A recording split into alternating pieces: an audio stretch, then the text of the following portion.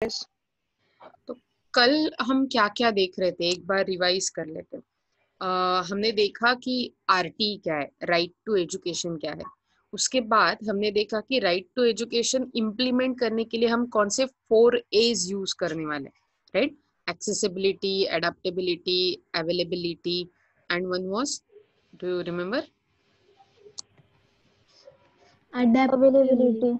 Correct, adaptability था। और let's just get a quick review for that. Okay, ये जो एम्स थे वो एम्स थे कि हमें कैसे कैसे आरटी इम्प्लीमेंट करना है इन द सोसाइटी।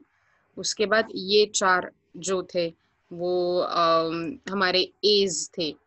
तो हमें ये एज को एस करना है। एस करना मतलब कुछ बढ़त हासिल करना। Okay, so that was accessibility, availability, acceptability and adaptability. Very good. So उसके बाद हमने एक एक के बारे में अच्छे से पढ़ा, अच्छे से देखा। किसी को भी अगर डिफिकल्टी है, डाउट है, आप पूछ सकते हो। उसके बाद हमने ये देखा कि प्रथम नाम का एक जो एनजीओ था, असर रिपोर्ट जिन्होंने बनाया था, annual status of education report, right. तो इन्होंने बोला कि आरटी एफिशिएंटली नहीं चल रहा है, हमें कुछ नया करना पड़ेगा।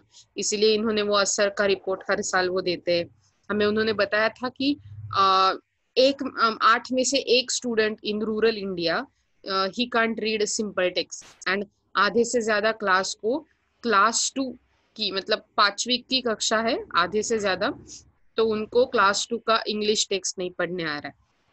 तो इसीलिए हमने वो असर का एक जो वीडियो था वो भी देखा था।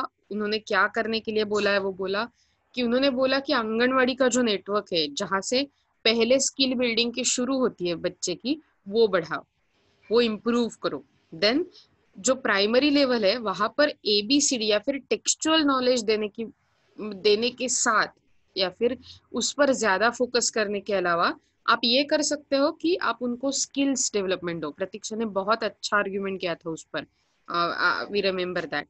And then we revisit the state and national norms for age restriction. तो एज रिस्ट्रिक्शन क्या था? 6 to 14 years for RT, right to education के लिए। लेकिन इसमें हमने क्या बताया कि ये जो राइट टू एजुकेशन है उसका एज लिमिट हमें थोड़ा एक्सटेंड करना चाहिए, हमें उस पर कुछ ज्यादा बदलाव लाने चाहिए। Then we started talking about the problems, क्या क्या प्रॉब्लम्स हो रहे हैं, कैसे कि पैसे कम, मतलब शायद पैसे लग रहे हैं लेकिन अच्छे से यूज नहीं हो रहे या फिर कम पैसे लग रहे हैं। देन ऐसे बहुत सारे प्रॉब्लम्स थे और इसलिए हमने फाइनली स्टार्ट कर दिया कि will start with the solutions क्या है। Okay, so this problem can be at these problems जो हमने देखे थे, they can be addressed by increasing a gambit of RT to cover children below 6 years and up to 18 years of age। तो उन्होंने क्या बोला, जो असर ने बोला था वही बोला है हमने कि आरटी को हम थोड़ा सा मॉडिफाई कर सकते हैं एज लिमिट में।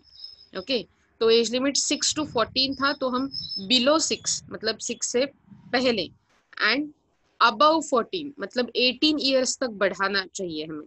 तो उसका डिस्क्रिप्शन ऐसे लिखा है, the responsibility rests on the state government, no concrete efforts of regulations with respect to registration of students are seen। तो ये रिस्पॉन्सिबिलिटी एक्चुअली स्टेट गवर्नमेंट की है, लेकिन इसमें बहुत कॉन्क्रीट एफर्ट, बहुत ज्यादा डिटरमाइंड एफर्ट्स हमें नहीं दिख रहे। सो needs decentralization and efficient implementation of the policy at at a grassroots level। so what we need more decentralization। मतलब decentralization का मतलब होता है एक अथॉरिटी को, मतलब एक ही आदमी को पूरे का पूरा पावर नहीं देना है, बहुत छोटे छोटे छोटे स्टेप्स में पावर देना है। जैसे कि राष्ट्रपति हमारे वो टॉपर अथॉरिटी रहते हैं लेकिन उनके पास ज्यादा पावर नहीं रहता, या फिर सबका सब पावर नहीं रहता। फिर उनके नीचे पंत प्रधान होते हैं, उनके नीचे उनकी मिनिस्ट्री रहती है, मिनिस्ट्री के नीचे छोटे छोटे छोटे डिपार्टमेंट्स रहते हैं। So this is called decentralization. Okay, and efficient implementation of the policy at a grass root level. तो बहुत बार क्या होता है, पॉलिसी बहुत अच्छी होती है, जैसे कि हमने देखा आरटी बहुत अच्छा है इन a document, in a doctrine, जहाँ पर हमने लिखा है कॉन्स्टिट्यूशन में, उसमें सभी के सभी इम्पोर्टेंट चीजों का ख्याल किया है, लेकिन द प्रॉब्लम स्टैंड्स कि वो इम्प्लीमेंट ग्रास रूट पे कैसा हो रहा है।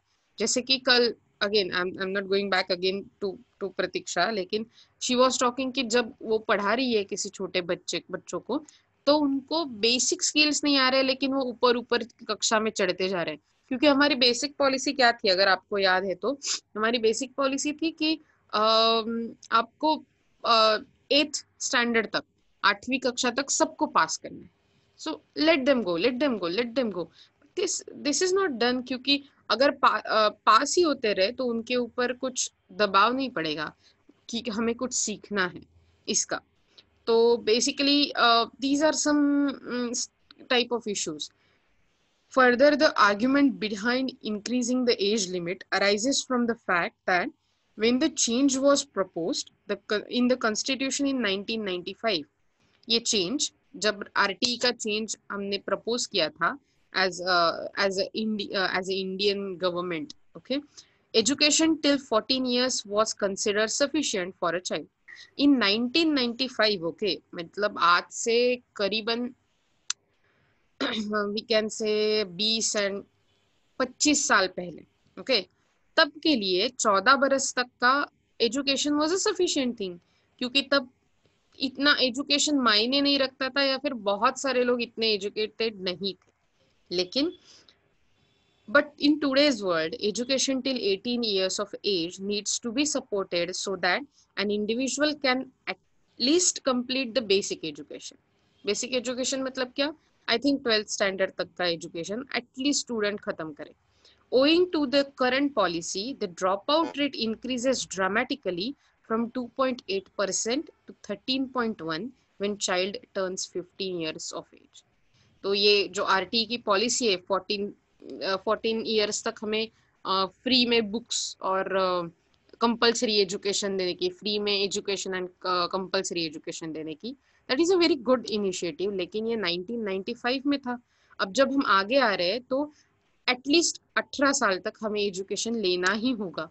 और इसके साथ ये भी देखना है कि हमारा एनरोलमेंट रेट, मतलब स्कूल में एनरोल करने का, स्कूल में जाना शुरू करने का जो रेट है, वो बहुत बड़े हैं, अच्छे हैं, 90% से ज्यादा है, समटाइम्स 95% से भी ज्यादा है कुछ स्टेट में। लेकिन प्रॉब्लम तो यही है कि ये रेट्स अचीव कितने होते हैं। मतलब जब 14 ईयर्स को, 14 साल के बाद free education and compulsory education का नॉर्म खत्म हो जाता है, तब ड्रॉप आउट रेट, मतलब स्कूल से बाहर होने का रेट बहुत ज्यादा है। तो ये पहले कितना था, 2.8%, और आज कितना है, 13.1%। जब भी बच्चा 15 साल से आगे हो जाता है, तो 13.1% children in India they get out of school. और फिर क्या करते हैं, 15 साल के बाद काम करना शुरू कर सकते हैं क्या वो? According to law, child labour act, जब तक आप 18 साल के नहीं हो जाते आप काम नहीं कर सकते, राइट? तो मतलब ये जो गैप है 15, 16, 17, 18, राइट, 3 साल की गैप है। ये जो गैप है, या फिर 15 से लेकर 4 साल की होगी, वो बच्चे क्या करेंगे, यहाँ वहां घूमेंगे, या फिर एक तो ऐसा हो सकता है अगर पैसों का कुछ प्रॉब्लम नहीं है, सीखना ही नहीं है, तो वो यहाँ वहां घूमेंगे, कुछ ना कुछ करेंगे, क्रिमिनल एक्टिविटी करेंगे, कुछ क्राइम्स करेंगे, चोरी, डकैती, समथिंग लाइक दैट। या फिर दूसरा भी हो सकता है कि इनको चाइल्ड लेबर के लिए अप्लाई करना पड़े, इन द सेंस वो छोटे छोटे काम के लिए खुद को अप्लाई करें।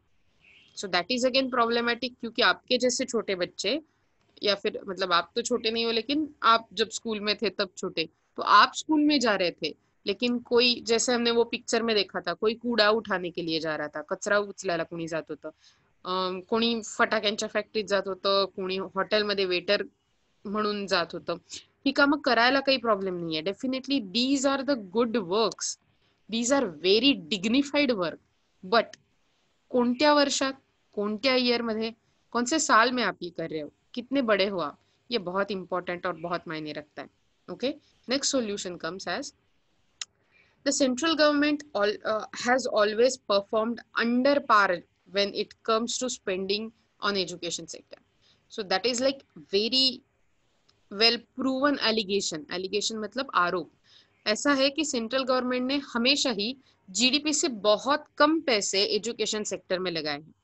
The problem is two fold, मतलब प्रॉब्लम के टू साइड्स है या फिर टू पार्ट्स है।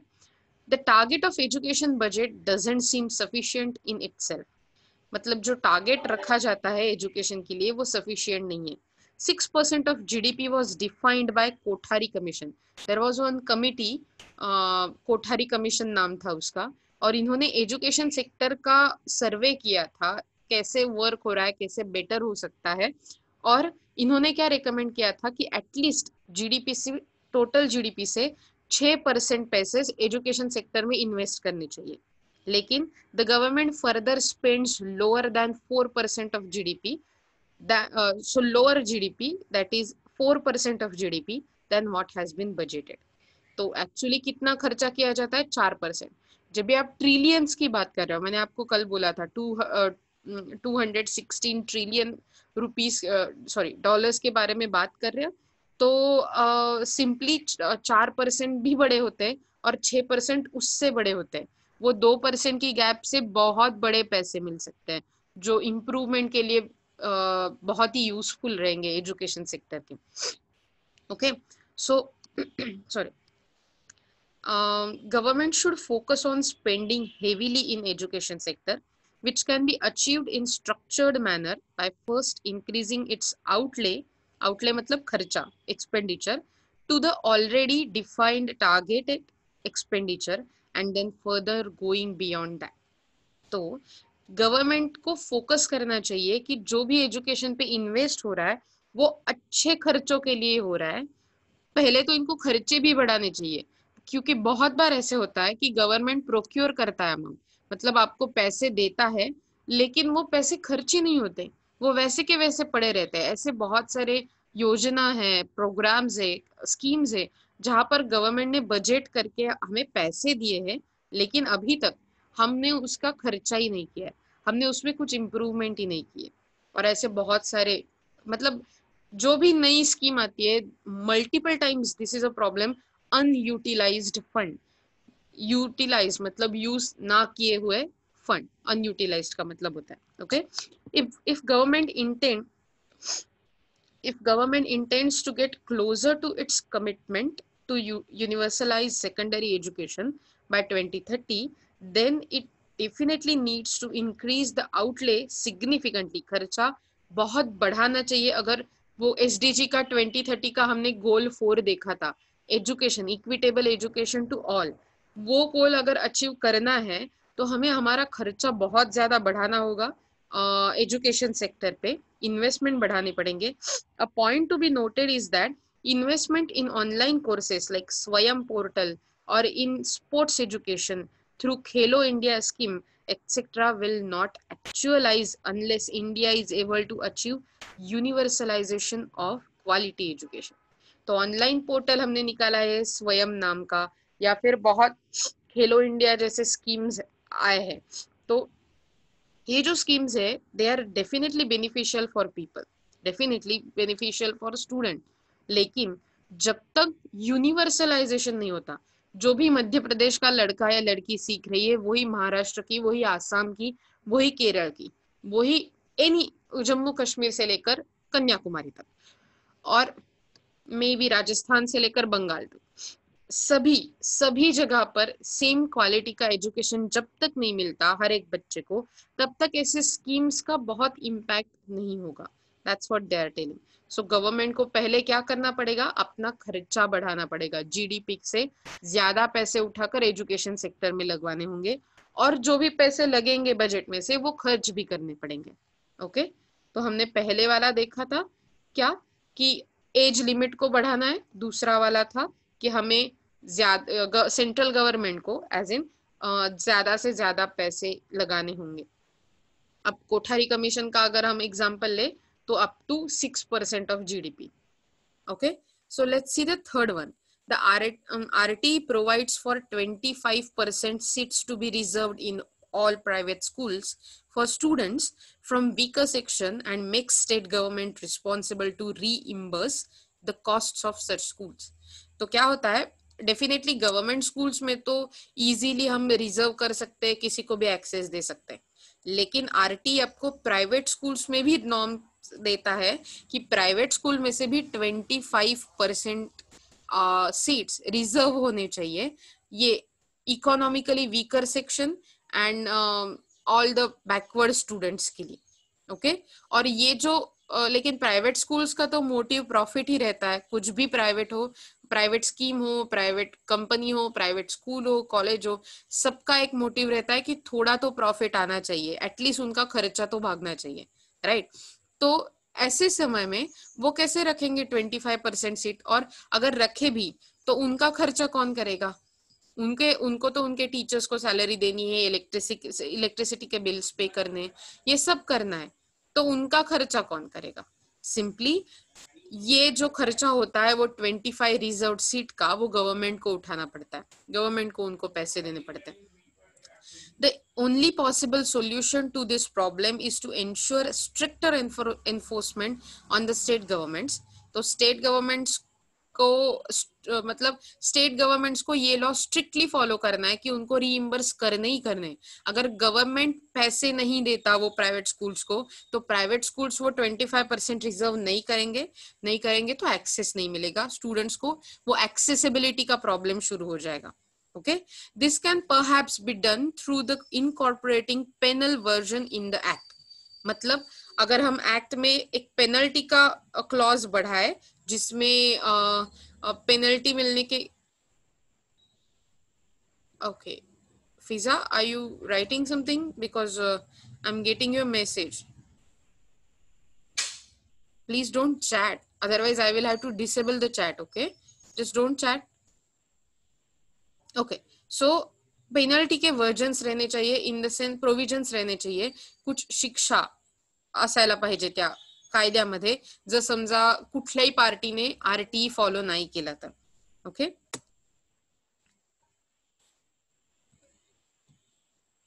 Okay then the fourth implementation that or solution that we should think is to paint successful picture of RT. हमें अगर आरटीयू को सक्सेसफुल बनाना है तो emphasis has largely been on enrolment of students but not on a quality of education.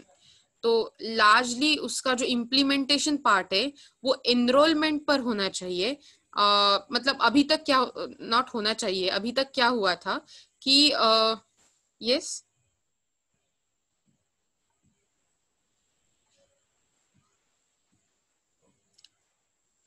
Okay please मैंने बोला था आपको कि आप चैट मत करो, right? I don't want your numbers और something like that. Ma'am I was not chatting, pizza group कर। ओके यस, लेकिन मुझे आपका नाम दिख रहा था। It's okay, just let it be. Okay. And madam, Jyoti madam said to write roll number on the chat box. Yeah, she asked, right? आप उनके लेक्चर में कर रहे हो, right?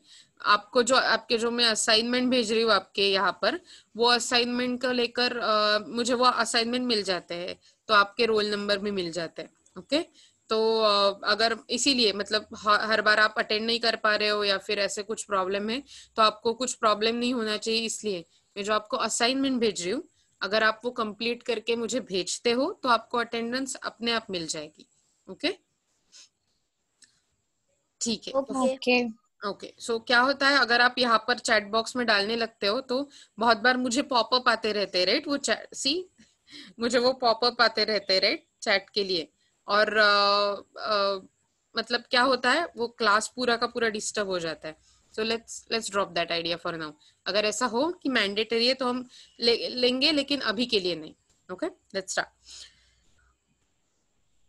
To paint a successful picture of RT, emphasis has largely been on enrollment of students, but not on the quality of education. तो अभी तक के लिए ऐसा कैसे था कि एनरोलमेंट बढ़ना चाहिए, लोगों को ज्यादा से ज्यादा लोगों को स्कूल्स में लाना है, ऐसे होने तक एनरोलमेंट बढ़ भी गया। लेकिन जब भी बच्चे स्कूल में आते हैं तो क्या उनको अच्छे से एजुकेशन मिल रही है? द क्वालिटी ऑफ एजुकेशन को भी देखना चाहिए। अगर आप सिंपली है, अगर आप बहुत से टॉप प्राइवेट स्कूल्स में जाते हो या और छोटे से छोटे स्कूल में जाते हो जो सरकार चलाती है, तो क्या होता है आपको बहुत ग्रॉस डिफरेंस लगता है। आपको ये भी पता होना चाहिए, बहुत बार अगर आप मराठी मूवी है लेकिन अगर आपने वो देखी है तो उबंटू करके मूवी है, आपने देखी है कभी ये मूवी? ये बहुत ही अच्छी वाली मूवी है क्योंकि वो मूवी में वो मूवी में दिखाया है कि एक गांव की स्कूल कैसे चलती है। स्कूल को चलाने के लिए एक टीचर को, उनके स्टूडेंट्स को जिनको पढ़ना है, कितना क्या कुछ करना पड़ता है। Simply because of the rules we are concentrating more on enrolment and not on quality. एक एक छोटे छोटे कमरे में 4-4 क्लास बैठ रहे, तो पहली का क्लास फर्स्ट स्टैंडर्ड वहां पर है, सेकंड, थर्ड, फोर्थ, शायद फिफ्थ भी। तो क्या होता है कि आप किसी पर भी अच्छा कंसंट्रेशन नहीं कर पाते। बहुत ही, अगर आप पहली को मतलब फर्स्ट स्टैंडर्ड को सिखाने जाए तो फोर्थ स्टैंडर्ड के बच्चे क्या ऐसे भगवान जैसे एकदम नॉर्मल बैठे रहेंगे, कुछ आवाज नहीं होगा, ऐसा कुछ होगा क्या? नहीं होगा, कोई भी पढ़ नहीं पाएगा अच्छे से। तो फिर कुछ कुछ स्कूल्स में फीमेल टीचर्स ही नहीं है, कुछ कुछ स्कूल्स में इंफ्रास्ट्रक्चर नहीं है। तो this is like quality of education, और जो जिस पर हमने ध्यान नहीं दिया है। हमने सिर्फ एनरोलमेंट पे ध्यान दिया है। हमें क्या चाहिए? नंबर चाहिए। कितना नंबर चाहिए? हमारे स्कूल में 95% एनरोलमेंट है। अरे लेकिन उन 95% बच्चों को क्या पढ़ाया जा रहा है, कैसे पढ़ाया जा रहा है, क्या उनको अच्छे से पोषण आहार मिड डे मील मिल रहा है? So this point was also highlighted in statistics given by Assar report.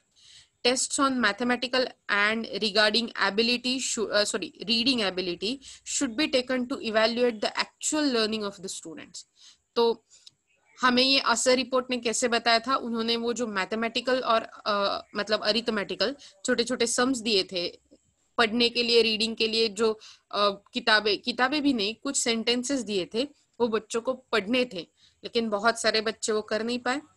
The government can also consider introduction of a national school standard of education on lines of some foreign countries.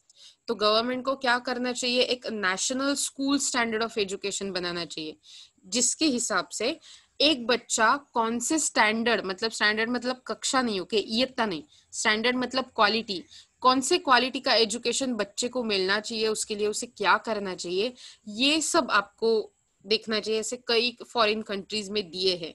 So there are many foreign countries who have implemented these basic and very useful education policies. We should follow them. Germany का education system is a good one. Then there are multiple education system which are running very fine with that. Let's see आगे क्या है. So no detention policy hassled to decreasing motivation levels in students since they are aware that the fact that they cannot be detained. So detention policy मतलब, no detention policy मतलब सबको पास करना, किसी को भी हेल्ड नहीं करना एक ही स्टैंडर्ड में। इससे क्या होता है? स्टूडेंट्स को कुछ लगता ही नहीं स्टडी के बारे में। दे आर लाइक, ओ हम तो पास हो जाएंगे। हम सब भी तो ऐसे बोलते हैं। अगर ऐसे पूछो कि जब आपको समझ में आया लॉकडाउन के बाद, आप मतलब लॉकडाउन में आपकी एग्जाम नहीं होगी, आप नेक्स्ट स्टैंडर्ड में प्रमोट किए जाओगे, राइट? तो आपने क्या किया था? ये everybody was raising hand and they were happy. लेकिन हमने ये नहीं देखा कि हमने पूरे साल भर एक पढ़ाई की थी और एग्जाम से सिर्फ आपको तकलीफ नहीं होती, ये पता चलता है कि आपने एक्चुअली कितना अचीव किया। और एग्जाम से ये पता चलता है कि आप में क्या खामियां हैं, आप में क्या अच्छा ही है, और जिससे आप खुद को इम्प्रूव कर सकते हैं। एग्जाम कॉलेज के लिए नहीं रहते, एग्जाम टीचर के लिए नहीं रहते, एग्जाम स्टूडेंट्स के लिए रहते हैं। टू सी कि मैंने लास्ट टाइम इतना परफॉर्म किया था, इस टाइम इतना परफॉर्म किया, तो मैंने बेटरमेंट की, मतलब मैंने प्रगति की, या फिर मैं नहीं कर पाया, मुझे कुछ और एफर्ट्स डालने हैं। So simply rather than competing with each other कि इसका कितना मार्क्स आया, मेरा कितना मार्क्स आया, थिंक लाइक दैट, मेरा लास्ट सेमेस्टर में इतना मार्क्स आए थे, इस सेमेस्टर में इतने मार्क्स आए, मीन्स आई एम इम्प्रूविंग, और means I am not improving, and मुझे इम्प्रूव करना चाहिए। सो इसीलिए आप बहुत गालियां देते हो एग्जाम सिस्टम के लिए कि अरे क्या यार, पेपर क्यों इतने बड़े, क्यों पहले इंट्रोडक्शन ही क्यों लिखना है आंसर के, फिर बीच में आंसर, और फिर कंक्लूजन ही कुछ क्यों लिखना है, 8 मार्क का आंसर क्यों बहुत सारे होते हैं, राइट? लेकिन द सेम थिंग इज कि ये आपको बेटरमेंट करने के लिए होता है। It also takes away impetus from the teachers to focus on actual quality teaching. तो क्या होता है, शायद टीचर्स को भी पता रहता है कि अरे इनको तो पास ही करना है, तो क्यों इतने एफर्ट्स डाले. It shouldn't happen like that, but multiple times this happen because अब जो एक्चुअल सिनारियो देख रहे हो, थोड़े गंदे वाले स्कूल्स या फिर not better quality schools, not better quality children, not better quality teachers, and it everything gets messed up. Okay, it is advisable to permit detention to some extent so that both teachers and students are committed to the envisaged or envisaged level of education. तो ये क्या हुआ कि थोड़ा detain करने के लिए permission देना था, मतलब हेल्ड करने के लिए, फेल करने के लिए. तो क्या हुआ, हमारी पॉलिसी ऐसे बनी कि नहीं, अगर आप फेल करते हो तो भी उस साल में पूरा का पूरा फेल नहीं करना है. आपको क्या करना है, उनको समर में बुलाना है, 2 महीने में, समर की छुट्टियों के, मतलब आपको जो अप्रैल मई में छुट्टियां मिलती है, वो दो महीने की छुट्टी में उनको फिर से पढ़ाना है. और उनको फिर से पढ़ाने के बाद उनकी टेस्ट लेनी है मई में, और उनको वो पास होने ही चाहिए. तो बताओ मुझे कि जो पहले 10 महीनों में हमने कुछ नहीं अचीव किया, राइट, जून से लेकर मार्च तक हमने कुछ अचीव नहीं किया, हम फेल हो गए, तो क्या हम वो 2 महीने में, वो भी छुट्टी के महीने, हम कर पाएंगे? नहीं होता. तो सिंपली फिर से पास ही करना पड़ता है उनको वो 2 महीने में. तो टीचर्स भी ऐसे सोचते हैं कि अगर पास ही करना है 2 महीने में, वो ये बच्चा क्या सीखेगा मुझसे, क्या सीखेगा? ऐसे कितने होंगे? merely 1% children might learn something, right? तो वो क्या कर देते, नहीं यार अभी के लिए पास कर देते. This is a wrong attitude, definitely against the RT, लेकिन that's how human attitude works, right? Then comes, teachers must be held accountable for the students learning and not just teaching their teaching. तो actually students क्या पढ़ रहे हैं इस पर ध्यान देना है, नॉट रादर टीचिंग. तो इसीलिए मैं जो आपको बोलती हूँ हमेशा कि अगर आपको कुछ भी डिफिकल्टी है मुझे पूछो, क्योंकि मुझे आप क्या पढ़ रहे हो, आपको क्या समझ में आ रहा है, इसमें ज्यादा इंटरेस्ट है, रादर देन मैंने ये पढ़ाकर खत्म कर दिया, ये टॉपिक हो गया. ऐसा है तो हम 3-4 लेक्चर में हमारा पूरा लेसन खत्म कर देंगे. We don't need much of a time. लेकिन what for teacher what should be important, क्या आप पढ़ रहे हो और आप क्या पढ़ रहे हो. मतलब अगर आप पढ़ रहे हो तो आपको क्या क्वालिटी समझ में आ रही है. Okay, let's go further. 6th, although the infrastructure facilities have improved over the years, हमारे स्कूल्स के इंफ्रास्ट्रक्चर अच्छा मतलब थोड़ा थोड़ा इम्प्रूव हो रहा है, they are still far behind from being called up to mark. हम सक्सेस के पीक पॉइंट पे नहीं पहुंचे अभी भी. Many areas still lack school. बहुत से ऐसे एरियाज है इंडिया में जहां पर स्कूल्स, पाठशाला नहीं है. Government needs to work on improvement of infrastructure with drinking water facilities and usable toilets for girls being on priority. तो क्या होना चाहिए, ड्रिंकिंग वाटर फैसिलिटी रहनी चाहिए स्कूल में. पानी पीना बहुत इंपॉर्टेंट होता है, एंड वो सेफ क्लीन रहना चाहिए, एंड यूजेबल टॉयलेट्स है लेकिन यूज नहीं कर रहा कोई, ऐसे भी नहीं. तो usable toilets for girls being on a priority, ये तो प्रायोरिटी बेस पे काम होना चाहिए. ऑल्सो स्मॉल प्राइमरी स्कूल, छोटे छोटे जो प्राइमरी स्कूल है जहां पर एनरोलमेंट 60 बच्चों से कम होता है, ओके, तो they need to be increased. मतलब ऐसे अगर छोटे छोटे स्कूल्स में तो भी उनका नंबर बढ़ना चाहिए, क्योंकि अगर उनका नंबर बढ़ेगा तो मतलब स्कूल्स हमारे ज्यादा पास आएंगे, घर के पास आएंगे, तो स्टूडेंट्स को, टीचर्स को, पेरेंट्स को ज्यादा मोटिवेशन मिलेगा कि हमारे बच्चे को स्कूल में डाले, वो पढ़े वहां पर. ओके, आज का स्टैटिस्टिक बताया है कि only 66% schools have toilets and drinking facilities out of all the schools India. अगर इंडिया में 100 स्कूल्स है तो उसमें से सिर्फ 66 स्कूल्स में टॉयलेट्स है, ड्रिंकिंग फैसिलिटीज है, and that's a very bad number, क्योंकि बचे हुए 34 स्कूल्स में ये नहीं है. और ये हम सिर्फ 100 स्कूल्स के बात कर रहे हैं. इंडिया में लाखों स्कूल्स है और उसमें से 66% में होना और बाकी में नहीं होना दिखाता है कि हम इंफ्रास्ट्रक्चर में कितने पीछे हैं. Okay, so teachers assessment criteria in India is not up to the mark. मैंने बोला था कि एक्चुअली टीचर का भी असेसमेंट होना चाहिए, होता है कि टीचर्स क्या क्वालिटी से पढ़ा रहे हैं, और ये इंडिया में अप टू द मार्क नहीं है. Teachers are not evaluated just on teaching but also other factors such as upkeep of schools, cleanliness, etc. So वो सिर्फ टीचिंग के बेस पर इवेल्युएट नहीं होते. तो आपने स्कूल कैसा रखा है, क्या वहां पर क्लीनलीनेस है, क्या आपकी क्लासरूम अच्छी है, इस पर भी डिपेंड करता है. The act provides for teachers to take up election duties, conduct surveys, perform disaster related duties, etc., which consume significant time. They are called non-teaching duties. तो टीचर्स को सिर्फ पढ़ाने का ही काम नहीं रहता, उनको सेंसस मतलब जनगणना देखनी पड़ती है, इलेक्शन ड्यूटीज रहते हैं, उनको बहुत सारे, अगर गवर्नमेंट के है तो सर्वेस कंडक्ट करने पड़ते हैं. और अब अगर देखें तो पैंडेमिक ड्यूटीज में मतलब हर एक क्या करना था, हर एक गांव में जो भी नए लोग आए हैं, जो भी पुराने लोग हैं, क्या उनको टेम्परेचर ठीक ठाक है, क्या है उनके घर में कोई अगर है जिनको कोविड के बारे में पता नहीं है, अगर उनके घर में कोई है जिनको थोड़ा फीवर है, तो ऐसे सब चीजों के लिए टीचर्स को ही भेजा जाता है, क्योंकि टीचर्स वो ग्राउंड पे होते हैं, राइट, मतलब जीरो ग्राउंड पे होते हैं जहां पर एक्चुअली मतलब चीजें हो रही है. तो ऐसे सारे ड्यूटीज के लिए अगर आप टीचर को भेजते हो, देन इलेक्शंस ड्यूटी रहते हैं, तो उसमें तो बहुत ज्यादा उनको तो बाहर के गांव में ही भेजा जाता है उस टाइम. तो अगर ऐसे सारे चीजों के लिए आप टीचर्स का इस्तेमाल कर रहे हो, इसका मतलब आप उनका टीचिंग टाइम कम कर रहे हो. और अगर टीचिंग टाइम खत्म होता है, कम होता है, तो आप अच्छे से कैसे पढ़ाओगे. साल तो बढ़ने वाला नहीं है, हमारे पास उतने ही दिन है जितने दिन पहले पढ़ाने के लिए थे. अगर हमारे पास 4 महीने में पहले पढ़ाना था, उसमें से एक महीना गया सेंसस ड्यूटी के लिए, एक महीना गया इलेक्शन ड्यूटी के लिए, तो हमारे पास सिर्फ 2 महीने बचते. 2 महीने मतलब 50% टाइम में आपको 100% पोर्शन पढ़ाना है. क्या वो अच्छे से पढ़ा पाएंगे? नहीं. So time, duties, works matter.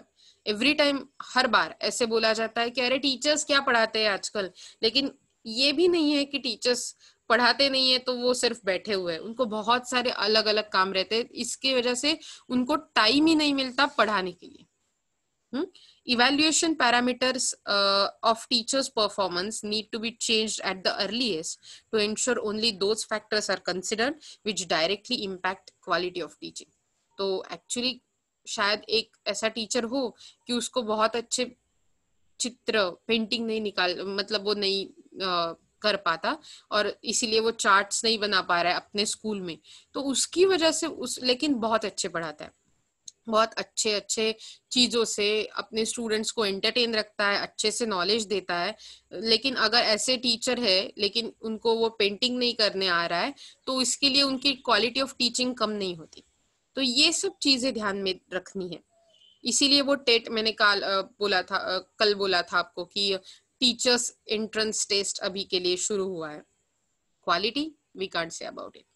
Also, teachers should be freed from additional tasks of taking up election duties and other like roles. So, ये जो additional task है जो हमने बात किए थे, वो भी कम होने चाहिए.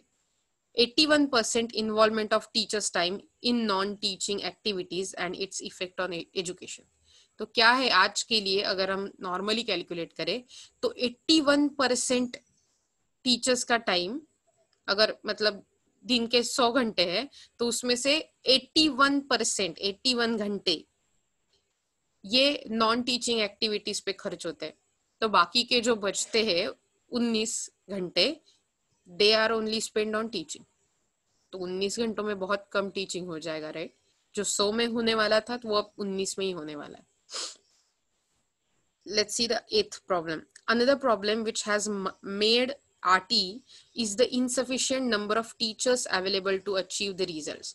तो एक्चुअली आपने अगर देखा तो 10.1 lakh post are still vacant teachers के लिए. इन टीचर्स को रिक्रूट नहीं किया जा रहा क्योंकि गवर्नमेंट के पास पैसा नहीं है. लेकिन गवर्नमेंट के पास पैसा नहीं है क्योंकि गवर्नमेंट ने बजट में इतना पैसा डाला ही नहीं है, जो हमने पहला वाला प्रॉब्लम देखा था. सॉरी दूसरा वाला प्रॉब्लम देखा था कि हमें क्या करना चाहिए, जीडीपी से ज्यादा पैसे उठाने हैं, या हमें मतलब हम कुछ जाकर पैसे लेके आ नहीं सकते, गवर्नमेंट को ही वो अलॉट करना पड़ता है। तो बहुत सारे जगह पर एक तो फीमेल टीचर नहीं है तो गर्ल स्टूडेंट्स नहीं आ सकते या फिर कम आते हैं। दूसरे जैसे प्रॉब्लम है कि एक एक मतलब 4-4 कक्षा के लिए एक एक ही टीचर पढ़ा रहा है एक सेम टाइम पे। इट्स नॉट लाइक मैंने आज अभी पहली को पढ़ाया फिर दूसरी तीसरी चौथी, they are teaching at the same time. So the problem of unavailability of sufficient teachers can partly be attributed to the lower pay offered to them.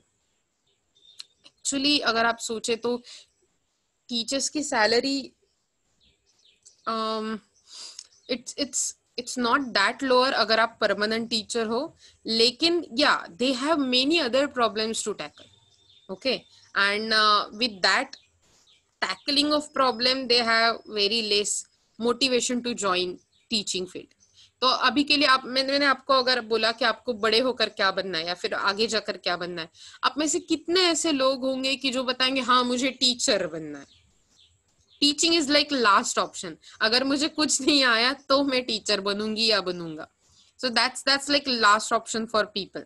And अगर जब आप लास्ट ऑप्शन के बतौर ये लेते हैं फील्ड, तो क्या होगा, आपको वहां पर स्किल्स नहीं रहेंगे, आपको अच्छे से बोलना नहीं आता शायद, आपको मतलब नॉट आपको, लेकिन एक अगर कैंडिडेट है जिसको अच्छे से बोलना नहीं आता इसलिए किसी भी इंटरव्यू में वो पास नहीं हो रहा है, लेकिन टीचर के लिए कैसे कैसे यहाँ वहां से कर कर वो टीचर बन गया, तो क्या पढ़ाएगा वो, कुछ नहीं पढ़ा पाएगा।